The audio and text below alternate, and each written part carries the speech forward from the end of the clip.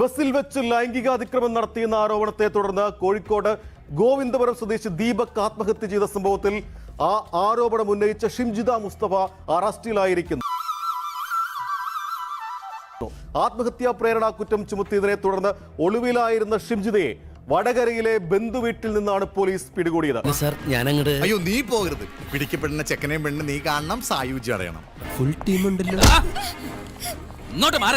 അറിയാതെ ഉറങ്ങിപ്പോയി സാറേ. Sorry very very sorry sir.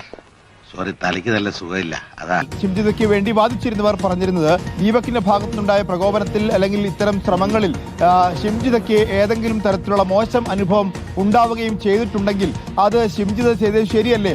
എവിടെ സ്ഥലം എന്ന് പറഞ്ഞേ? ചെർപ്പളശ്ശേരി. ഏറെ പ്രധാനപ്പെട്ട ഒരു വാർത്തയിലേക്കാണ് ആദ്യം നമ്മൾ പോകുന്നത്. സമൂഹ മാധ്യമങ്ങളിലെ അധിക്ഷേപത്തെ തുടർന്ന് യുവാവ് ജീവനൊടുക്കിയ കേസിൽ പ്രതി ഷിംജിതയുടെ വാദം തള്ളി റിമാൻഡ് റിപ്പോർട്ട്.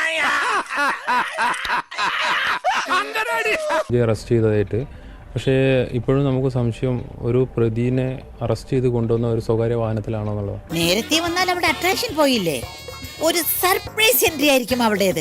ഒരു സംശയം ഇപ്പോഴും സ്വകാര്യ വാഹനത്തിലാണ്. ആ കുട്ടിയെ ഞങ്ങളൊരു കാറിലാണ് മെഡിക്കൽ ധനനഷ്ടവും മാനഹാനിയും ഉച്ചിഷ്ടഭക്ഷണവും അനാവശ്യമായ തല്ലുകൊള്ളലും എല്ലാം മിക്സ് ചെയ്തൊരു കണിയാണ് ഇവൻ ഈ കൊച്ചു കുഞ്ഞുങ്ങളെയൊക്കെ ബലാത്സംഗം ചെയ്ത് കൊല്ലുന്ന അത്രയും നരാധമന്മാരുണ്ട്. അവരെ പോലും കൊണ്ടുവരുന്നത് എങ്ങനെയാണ്? സാധാരണ പോലീസ് ജീപ്പിൽ തന്നെയല്ലേ? പക്ഷെ അതൊന്നുമല്ല, മാമന്മാര് ഇവളെ AC കാറിൽ i20 കാറിലൊക്കെയാണ് ഇങ്ങോട്ട് കൊണ്ടുവന്നിട്ടുണ്ടായിരുന്നത്. അതൊന്നും പറഞ്ഞ പറ്റില്ല. നീ വിളിക്കുന്നു, അവൾ വരുന്നു.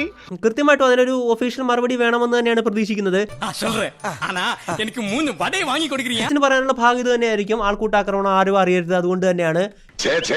നിങ്ങൾ ആരും കരുതും പോലെ ഒരു വിദ്യാസുരനോ ദുഷ്ടനോ ഒന്നും അല്ല കുഞ്ഞീഷൻ. തങ്കപ്പെട്ട മനസ്സാ അവൻ്റെത്. ഇനി എന്ത് വിശ്വസിച്ചാ ഞാൻ ഈ നാട്ടില്? നീ പഠിച്ച വൈദ്യശാസ്ത്രത്തിൽ നിനക്ക് വിശ്വാസമുണ്ടോ? ഉണ്ട്. എങ്കിൽ എവിടെയും പോണ്ട. എനിക്കറിയാം നടന്നതൊക്കെ ചതിയാണ്.